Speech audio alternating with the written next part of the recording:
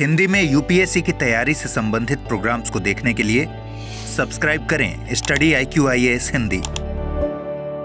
नमस्कार, बहुत बहुत स्वागत है आप सभी का स्टडी IQ-IAS हिंदी में। मेरा नाम है अतुल जैन।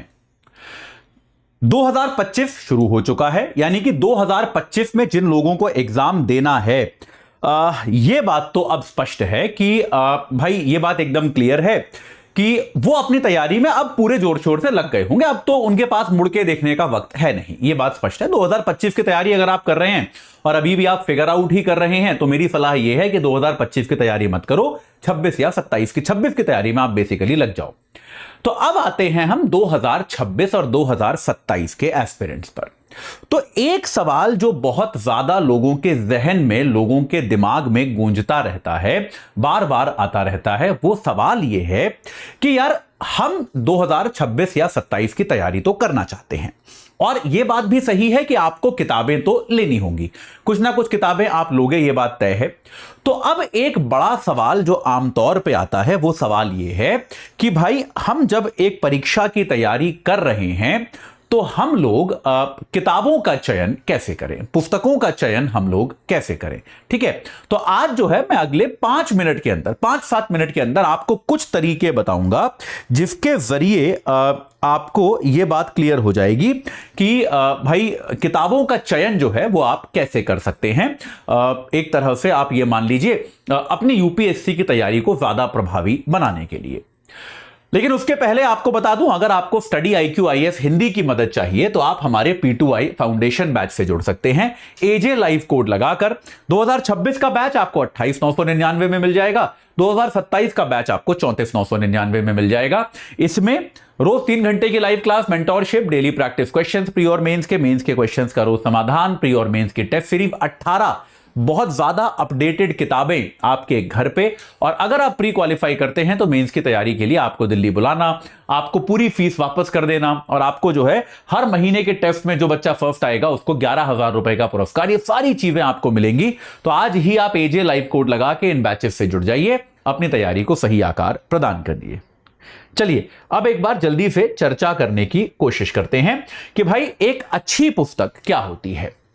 तो देखिए, यूपीएससी की तैयारी में आपको पुस्तकें पढ़नी पड़ेंगी, इसका तो कोई विकल्प नहीं है। पुस्तकें अनिवार्य हैं। कोई भी अगर आपसे ये कहेगा कि नहीं नहीं हमारा कोर्स ले लो और एक भी किताब नहीं चाहिए, ये नहीं चाहिए, वो ठीक नहीं है। मतलब हम ये कहते हैं, लेकिन हम कहते हैं हम अपनी किताबें देंगे। हमारा जो ये P2I बैच है उसमें हम ये नहीं, हम ये कहते हैं कि बाहर से किताब नहीं खरीदनी पड़ेगी, लेकिन हम अपनी किताबें भेजते हैं, ये याद रखिएगा, है ना। कभी आप बोलने पर आप तो कह रहे हो, कोई भी कहेगा वो गलत बोल रहा है, आप खुद ही बोलते हो, पर मैं ये कहता हूं कि बाहर से नहीं खरीदनी पड़ेंगी, हम आपको अपनी किताबें भेज देंगे। तो पुस्तकें जो हैं वो कंपलसरी हैं, पुस्तकें जो हैं वो बहुत ज्यादा जरूरी हैं। यूपीएससी में एक बहुत बड़ा चैलेंज क्या आता है कि पुस्तकें कौन सी पढ़ी जाएं। ठीक है, एक बड़ा सवाल जो बार बार लोगों के दिमाग में आता है कि यार ये पुस्तकें कौन सी पढ़ें। हर विषय की आप देखोगे अनेक पुस्तकें हैं, बहुत सारी किताबें हैं जो यूपीएससी को ध्यान में रख के लिखी गई हैं। बहुत सारी किताबें ऐसी हैं जो किसी स्कॉलर की किताबें हैं, यूपीएससी को ध्यान में रख के नहीं लिखी गई, लेकिन आप उसको पढ़ सकते हैं, उसका प्रयोग कर सकते हैं। कई बार विद्यार्थी के हिसाब से भी किताबों की चॉइस बदलती रहती है। किसी विद्यार्थी को, जैसे इकोनॉमिक्स मेरा विषय है, किसी विद्यार्थी को रमेश सिंह ज्यादा अच्छी लगती है, किसी विद्यार्थी को संजीव वर्मा साहब की किताब ज्यादा अच्छी लगती है। तो भाई अब दोनों किताबें ठीक हैं, किसी किताब में कोई खराबी नहीं है, लेकिन आप कई बार आपको क्या लगता है कि आपको अगर कि आपको जो है एक किताब आपने अगर उठा ली, एक किताब आपने अगर पकड़ ली और आपको उसमें कुछ कम समझ में आया, तो अक्सर कोई छात्र, कोई मित्र आपसे बोलता है अरे ये वाली किताब बेकार है, वो वाली खरीद ले। तो आप गलती क्या करते हो, आप दूसरी किताब भी खरीद लाते हो। तो यूपीएससी में हमेशा ये एक गलती होती है जिसको मैं नाम देता हूं कि आप कलेक्टर बनते हो या नहीं बनते, लेकिन आप कलेक्टर ऑफ बुक्स बन जाते हो। कलेक्टर ऑफ बुक्स मतलब जो किताबों को इकट्ठा करता हो। तो यूपीएससी की तैयारी में कलेक्टर ऑफ बुक्स कृपया मत बनिए, यह एक बहुत बड़ी गलती है। मेरा एक आईआईटी के दौरान मेरा एक मित्र था, आईआईटी में मेरा क्लासमेट था, बैचमेट था आईआईटी के अंदर।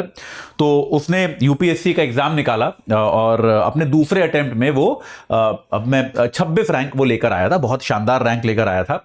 तो एक बार मैं उससे बात कर रहा था। मैं पहले एक संस्थान में पढ़ाता था, वहां पर मैं उसको एक अतिथि के तौर पे लेकर आया, क्योंकि मेरा बैचमेट था, वो आ गया बच्चों को गाइड करने। तो यार उसने जो है बच्चों से बात कर रहा था वो, तो उसको मैंने वही पूछा कि किताबों का क्या करें। तो उसने भी बताया कि यार जब मैं पहले साल तैयारी कर रहा था, जब मेरा नहीं हुआ, क्योंकि उसका दूसरे अटेम्प्ट में हुआ था, तो उसने बोला पहले साल मेरे को इंटरव्यू कॉल भी नहीं आया। उस साल मैंने कम से कम 300 किताबें खरीदी होंगी और उन 300 किताबों से कुल मिला के 300 पेज भी नहीं पढ़े होंगे।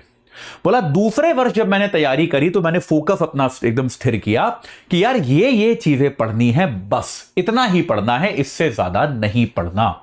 और उसके बाद मैंने बिल्कुल सारी किताबें हटा दी, वो एक भी किताब को नहीं खोल के देखा। उसके बाद जब मैंने तैयारी करी तो मेरा सिलेक्शन हुआ, अच्छी खासी रैंक भी आई।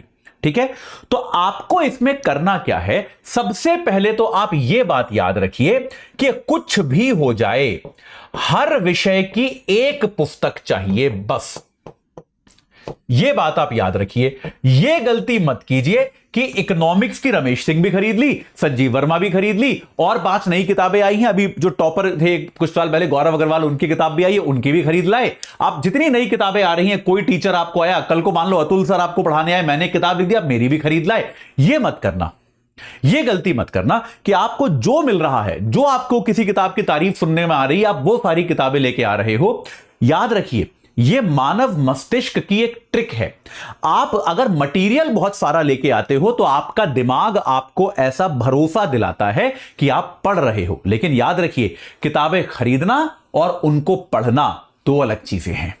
ठीक है, तो ये ट्रिक, ये आपका दिमाग आपको मूर्ख बनाएगा, बार बार कहेगा अरे और किताबें खरीद ले, और आपका भरा भरा कमरा दिखाई देगा ना जब किताबों से, तो आपको मानसिक संतोष मिलेगा कि मेरी पढ़ाई बहुत चल रही है। वो पढ़ाई नहीं चल रही है, वो पढ़ाई के नाम पर आप अपने आप को बेवकूफ बना रहे हैं, आप अपने आप को छलावा दे रहे हैं। तो एक तो पहला जो थंब रूल है, बिल्कुल आपको बनाना है, किसी कीमत पे इसको नहीं तोड़ना। सोच समझ के खरीदिए, पर हर विषय की एक किताब खरीदिए।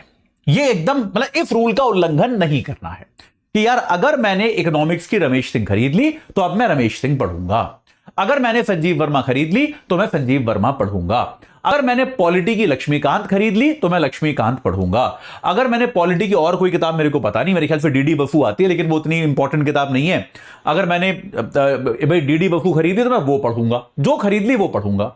ठीक है, अब इसमें क्या है, हां कभी कभी ऐसा हो सकता है, जैसे इकोनॉमिक्स में मैं कई बार बच्चों को कहता हूं डिक्शनरी और खरीद लेना, कोई अलाइड किताब है तो वो आप ले सकते हो, लेकिन विषय वस्तु की एक से ज्यादा किताब नहीं खरीदनी है। पहली चीज ये है। दूसरी चीज मैं आपको सलाह यह दूंगा कि आप यूपीएससी के दृष्टिकोण से लिखी किताबें पढ़ें।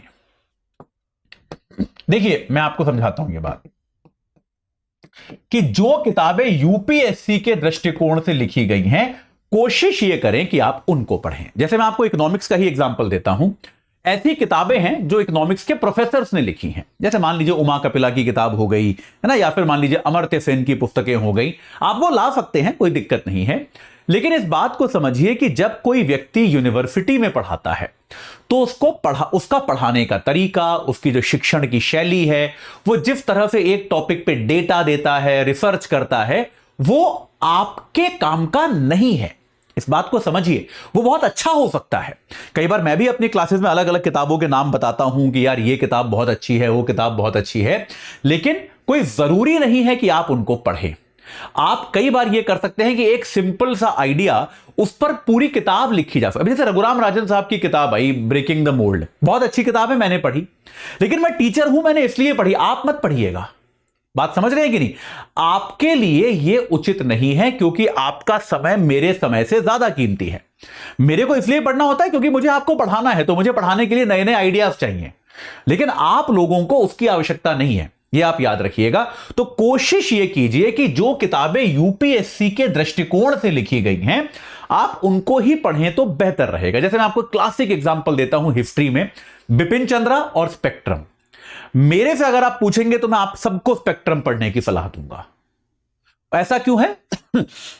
स्पेक्ट्रम क्या है? बेसिकली राजीव अहीर साहब की किताब है, वो खुद एक आईपीएस ऑफिसर है। जब वो पढ़ते होंगे तो उन्होंने बिपिन चंद्रा के नोट्स बनाए हैं और उन नोट्स को उन्होंने किताब का स्वरूप दे दिया है।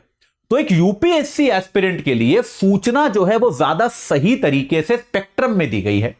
बिपिन चंद्रा प्रोफेसर थे यार, तो प्रोफेसर जो होता है वो अपने रिसर्च लिखता है, अपने विचार लिखता है, वो आपके काम के उतने ज्यादा नहीं है, ये बात आपको याद रखनी है। तो कोशिश ये कीजिए कि वो पुस्तकें खरीदिए जो यूपीएससी के दृष्टिकोण से लिखी गई हो। तीसरी इंपॉर्टेंट बात, वो पुस्तकें खरीदिए जो अपडेटेड हो, वो किताबें खरीदिए जिनमें बदलाव हो रहा हो।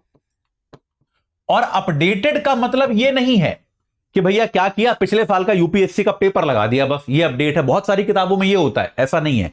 मैं आपको बता रहा हूं, मुझे अभी भी हैरानी होती है, इकोनॉमिक्स की ऐसी किताबें अभी बिक रही हैं जो बेटा जिनमें जीएसटी को लेकर, जो जीएसटी आने वाला है ये भी लिखा हुआ है किताबों में आज की तारीख तक।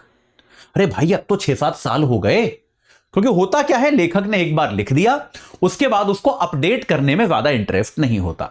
ठीक है, तो कृपया ये जांचें, ये देखें कि यार जैसे मान लीजिए आपको पता है कि इस साल क्या बड़ा बदलाव हुआ है, नागरिकता है, जैसे नागरिकता संशोधन अधिनियम आया, तो कोई भी पॉलिटी की किताब खरीदे तो एक बार खोल के देखें कि नागरिकता के चैप्टर में उसमें नागरिकता संशोधन अधिनियम को कवर किया गया है या नहीं किया गया।